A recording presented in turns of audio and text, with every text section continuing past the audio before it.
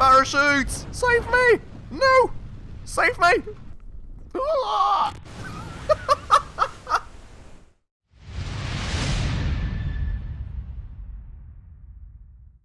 Alright everybody, hello and welcome back to another episode of Kerbal Space Program with me, Spacefish, and welcome back to the Kerbal Space Center then.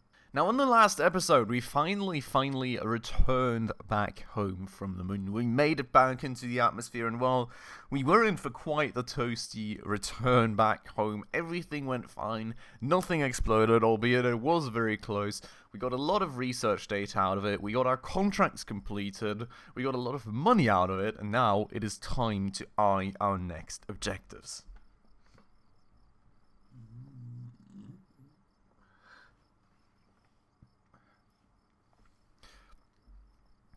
So, what I want to do with you all first is actually looking back at mission control and seeing what new contracts do now await us.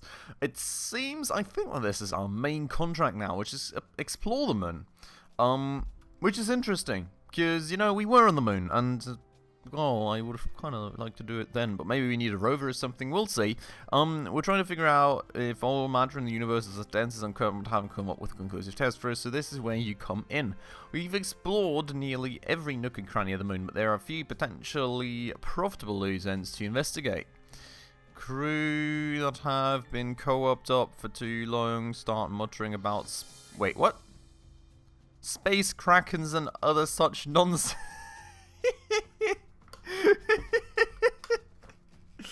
Oh, the Kraken meme. Live and in color in Kerbal Space Program. Beautiful. We want to make sure this doesn't happen on the moon. Transfer crew between vessels near the... What? Really? That is the objective?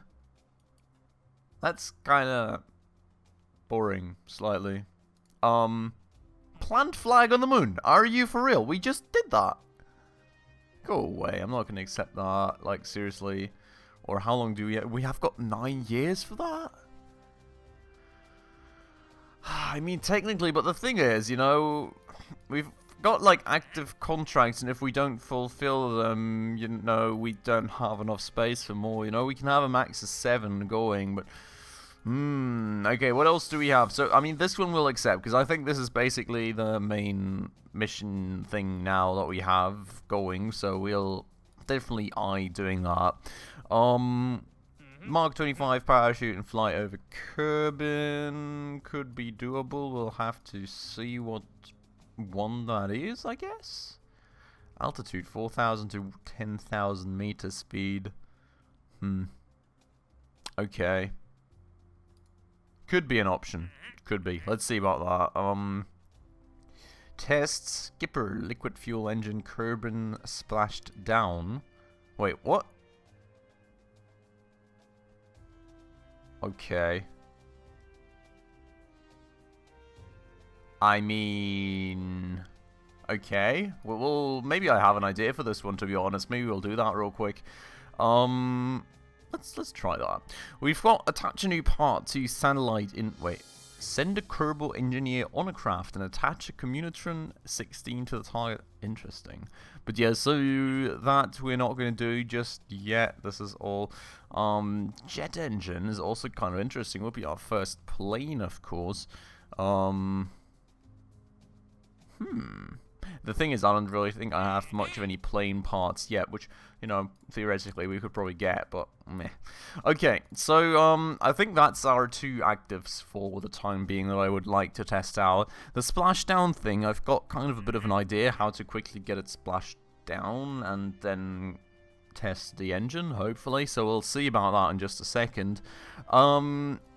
Explore the moon. Now, this one, really not being the most complicated thing in the world. I mean, we really just need 2 of our space rockets, get them into orbit, make them rendezvous with each other, and that's about it. So, I'm going to have to kind of see how we want to use our R&D now, because that's really the first thing for us to decide on, and I kind of was looking to do that based on what missions lie ahead of us, but, well, that's really not too obvious now as to what we want there. Now, The one thing that I'm really thinking and wondering if we want eventually is something regarding rovers, you know? I don't think we've got really much of anything to build any sort of rover at the moment, so I'm kind of considering to get that because I think it would be useful. I just read the description, I'm sorry. Rigorous engineering studies have shown it to be 20% more effective than a picnic cooler and some duct tape at making sure these items arrive intact at their destination. Beautiful Kerbal engineering as usual. But yeah, so this one here being kind of somewhat interesting because we would get this, which would be, well, enough probably to get a rover going. So, kind of slightly considering that, not gonna lie. I mean, I don't really know. I mean, that's all sciencey stuff, which we'll probably grab later. This is even more photovoltaic stuff, which will, while it's nice, we're not gonna eye for the time being. And, well, this we don't need. That we don't really need too badly. Another question also being, you know, propulsion systems, maybe fuel tanks, make our lunar rockets a bit more efficient to kind of have a bit more surplus in terms of delta V in order to more easily achieve rendezvous and lunar orbit, you know. So I mean the possibilities are always endless. Of course, the question is which way do we want to go? This one also kind of being interesting because we do, in theory, have that contract to test some jet engine. I'm thinking it may be that one. Let me check that. Maybe we can do that, you know, take a few quick side missions or something. It is. Okay, I think we're going to take that and, you know, maybe alongside while we're a bit bored or something, build a quick plane. Probably just going to go for the basics here. I mean, we do have the advanced advanced, you know, not really advanced, but we do have aerodynamics in theory if we really, really wanted to. But I think with what we have here, we can probably chuck enough things together to get things to a somewhat usable state. You know, we've got elevens, so that works. On tail fins. I think we should be able to kind of plonk that together. It may not be the most beautiful and efficient and reliable plane in the world, but as long as we get flying and we get to test our jet engine, we should be fine. So, let's see how far we get that. I'm not going to spend all my research now, just in case we need it for that purpose, you know, so we can actually, still research something, you know, if it turns out that we don't have enough, but for the time being, that's that. Now, command modules, we also have the Mark III commander bot, which is kind of fancy, and I would really, really like that eventually, but, I mean, the lunar excursion module is also kind of sick, to be honest. But, I don't know. Oh, this is nice, more rover parts and stuff. Beautiful, absolutely beautiful, but yeah, we don't have the research for all that, obviously. So what I'm interested in as well here would be the rocketry and propulsion system stuff. Now this one here gives me a spark which has little thrust, but where is my ISP?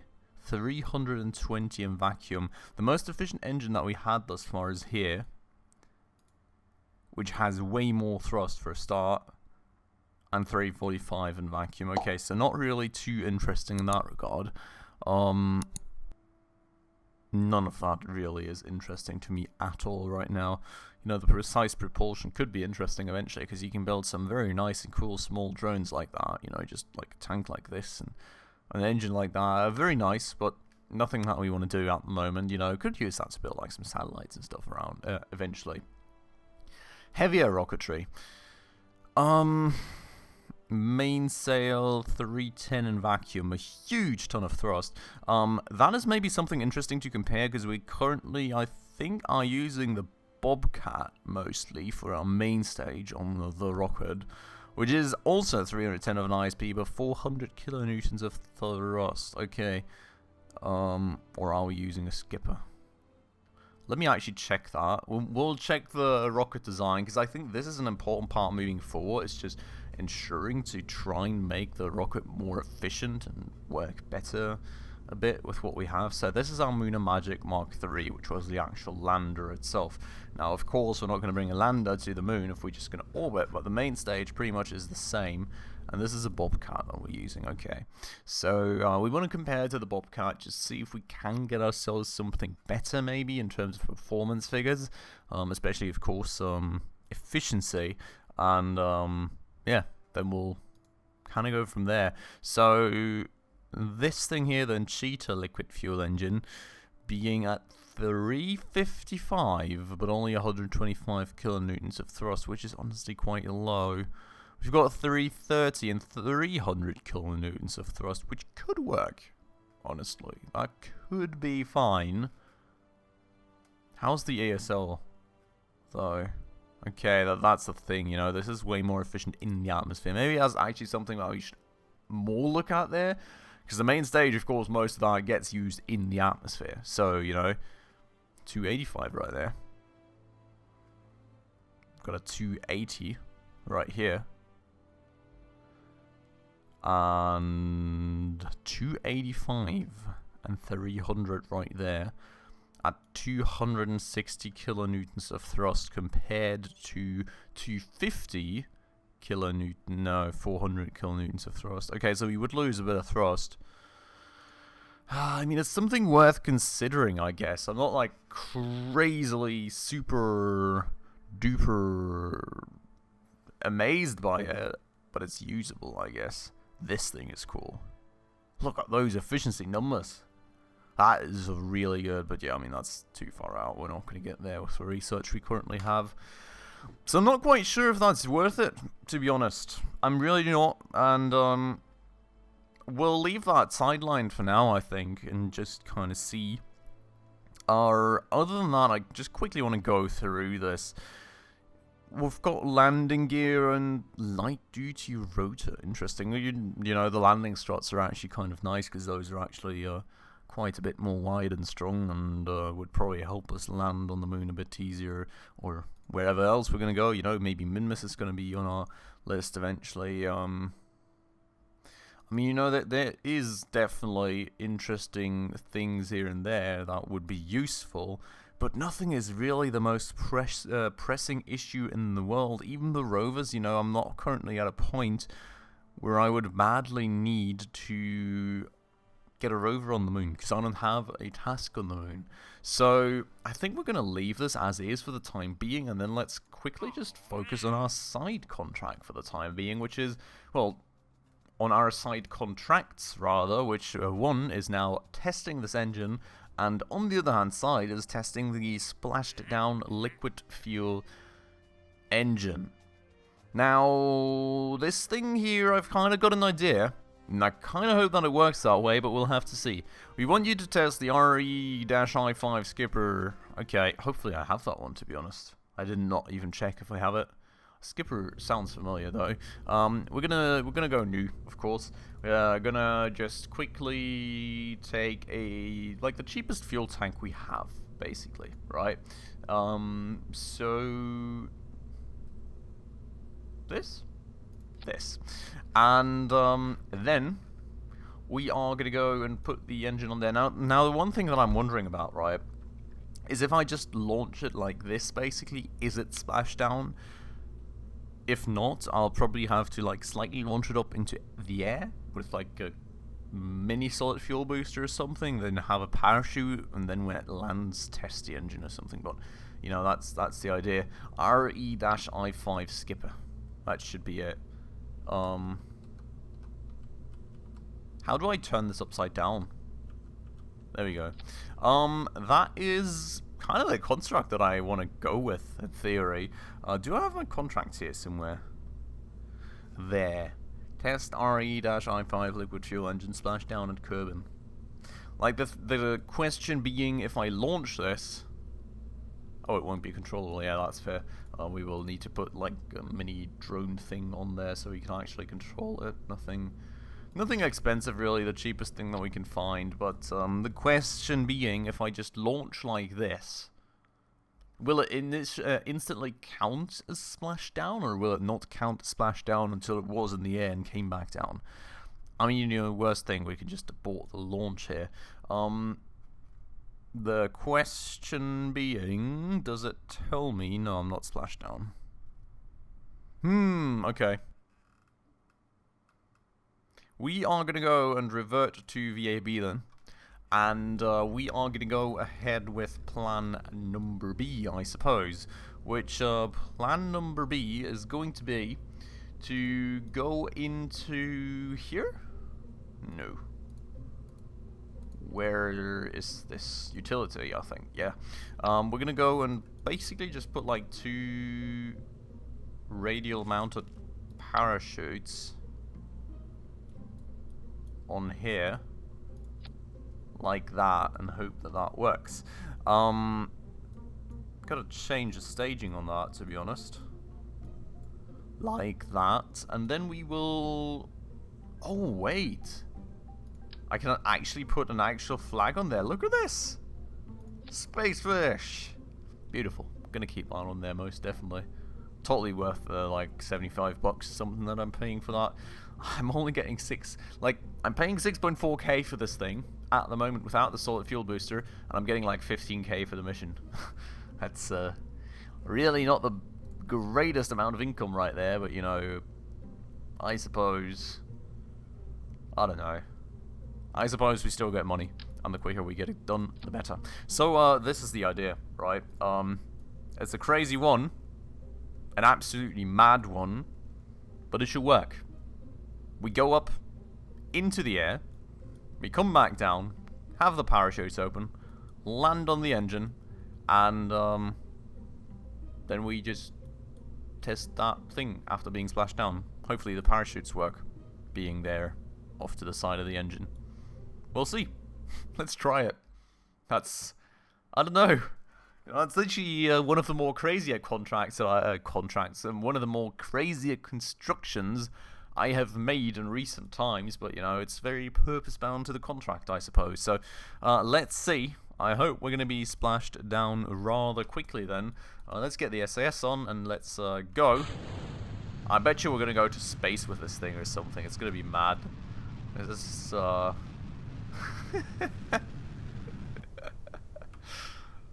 Missile incoming! Why can I not steer this? Oh, it's just not really got much of a reaction wheel thing to it. Okay, whenever we start falling back down, basically, is when we are going to deploy these puppies, which are nicely going to work for us. Oh no! That was not the intent! Yeah, it was kind of bound to happen, was it? I mean, it doesn't really matter, I suppose, because I just need to be splashed down, and then I need to tap the engine, so in theory, all should be good. And, you know, hopefully we can, I don't know, like, hopefully we can try and recover most of this. I'm kind of worried about my surface speed right now. Oh boy, is this thing too heavy? No! You're too fast! Slow down! What in the world? How did that just happen? I literally just... What? Did I just bounce on my engine at 40 meters a second? I kinda did, didn't I? Lol. Okay. Why am I not splashed down, though? I just splashed down quite hard, I would argue. Can I see, like, my status or something here somewhere? Or... Kerbin access. Kind of forgot again what this was about, to be honest, but, I mean, I could fire up this engine and try, but...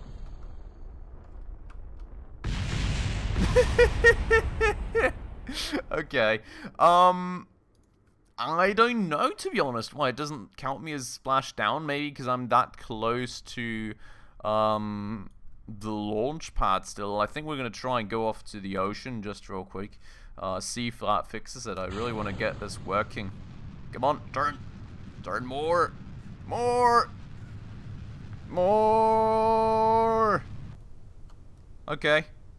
I hope we are on enough of a trajectory to over there to somehow make this work for us. Not too confident, because the air resistance is inevitably going to slow us down quite a tad bit, but we're just not going to open the parachute up for the time being. We're going to hope for some sort of trajectory that somewhat brings us more to over there. Otherwise, we may have to quickly just swap through, like, the... Ooh, God! Slow down! Woo! Okay, otherwise we may just have to quickly, I don't know, upgrade the solid fuel booster or something. I'm suspecting that that's kind of the reason why we're not splashed down. You know, either we're too close to the thingy, or we need to actually be in the water. I don't really know. But, let's check if this... No, this doesn't count. Okay, we're going to try and revert to the VAB and get another solid fuel booster on it. I'm really not sure why this doesn't work right now. You know, that should very much get me splashed down, in my mind, but apparently I'm wrong. So, we're gonna try like that. Just continue our mad experiments today. I don't know what's up today, you know, but, we're just focusing on this a bit for a change. I hope it's fine for you all and you're enjoying this, weirdness that's going on today. Let's just try this again right away. We're gonna launch up to space this time around, most certainly. Double the size of the solid fuel booster while this thing has no weight on it. Oh god, no, that doesn't look like we're going to space at all. Please do not crash into the sea. Oh god. Parachutes! Save me! No! Save me!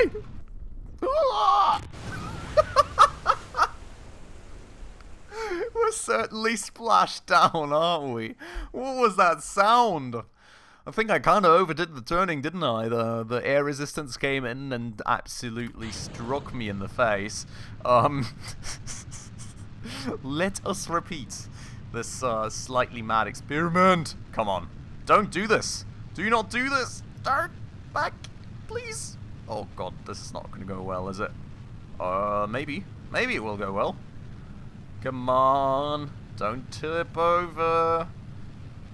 Okay, this is more controllable now. Slow down. Oh, boy. That was spooky. Okay, so...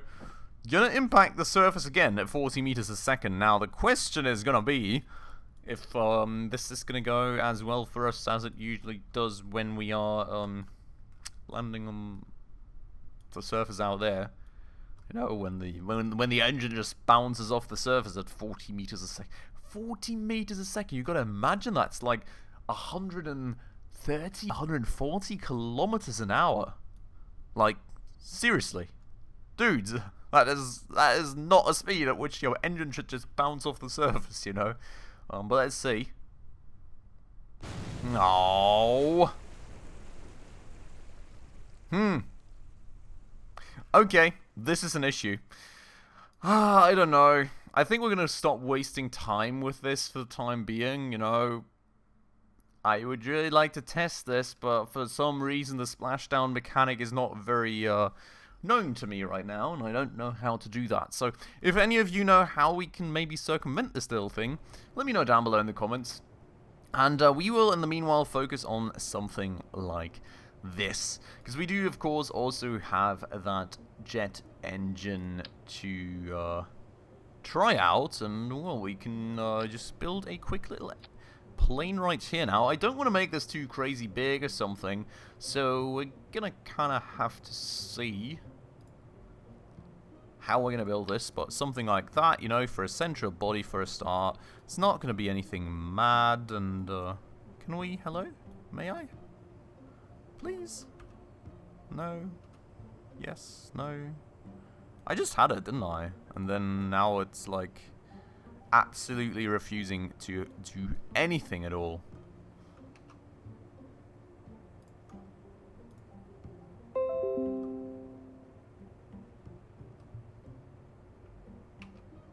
Huh, very weird. So, let's try again. There we go. Okay, anyways, bug circumvented. Now, in terms of wings, you know, we don't really have the sort of wide wings that I would want for this thing, so we're going to have to think of something here in terms of the design. It's not going to look good. I can already tell you as much, but, I don't know. See what we can do. Maybe we can have winglets up front here. Maybe not tilted downwards like that. At least not too much. And then we have tail fins out here. Also maybe not tilted downwards as much. Then we will of course need a tail fin right there. Does this have any turnable surfaces? I don't think so, right? So we would need to put like some sort of aileron on there, which I think we have. 11. So we should... Oh, this looks weird. It's like the only way we can do it though, isn't it? Oh no, we've got this. Oh, that's better. This has an integrated thingamajig, as you can see. No, please, no. Don't pull the plane apart. Thank you very much. We'll do that, and we will go and put this here. Beautiful. And then, well, we got to get some sort of wings going. Now, this is going to be quite the curious one, you know. We've got these swept wings, which, well, while they're going to generate some lift, feels like it's going to be quite a limited amount of lift, to be honest. So, yeah, slightly worried about that. You know, we have these beautiful indicators right here, which indicates also the center of lift and the center of mass, and we do want to kind of make sure that those actually are somewhat on top of each other. I'm really surprised that the center of mass is that far up front. I guess it's because there's no fuel in here, but, like, the center of lift is being brought back by those back ailerons quite significantly, I have to say. Now,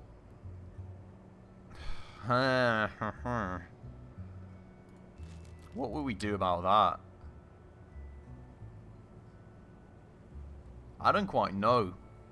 Well, you know, we could put the wings here, but this will cause us quite the issue in terms of flight stability. Having it slightly behind is not an issue, but having it behind, I'm not too sure about. We'll have to try it like this, I suppose. Different topic though. We actually need to put the engine somewhere. Just slightly sort of noticed that. So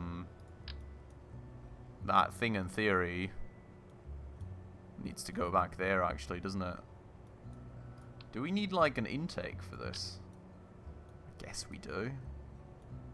How do I attach that intake? Interesting. Maybe like some sort of structural parts or something that allow me to attach this thing to a... No, that's too big.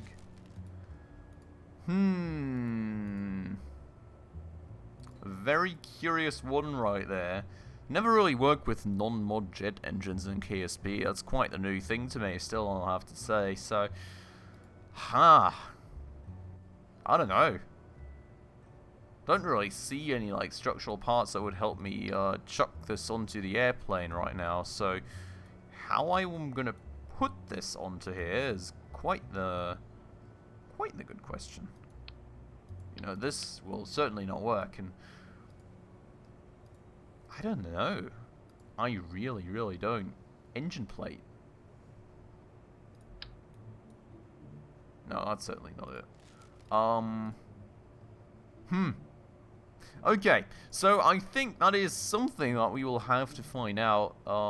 Maybe with these girders or something. I'm sure we will find some sort of solution to actually get this going. But for today, I'll unfortunately have to end this episode right here, because we are already quite at the end of this very episode. So, I hope you all enjoyed it. As usual, if you did, please make sure to hit that like button down below. That does always help out the channel a ton. And if you're new around here and haven't done so just yet, also please consider subscribing right down below, as well as hitting that bell icon to stay up to date on all the future upcoming episodes. But with all that out of the way, as usual, everybody, thank you so much for watching, and I hope I'll catch you in the next episode when we solve this mad puzzle very, very soon. Ciao.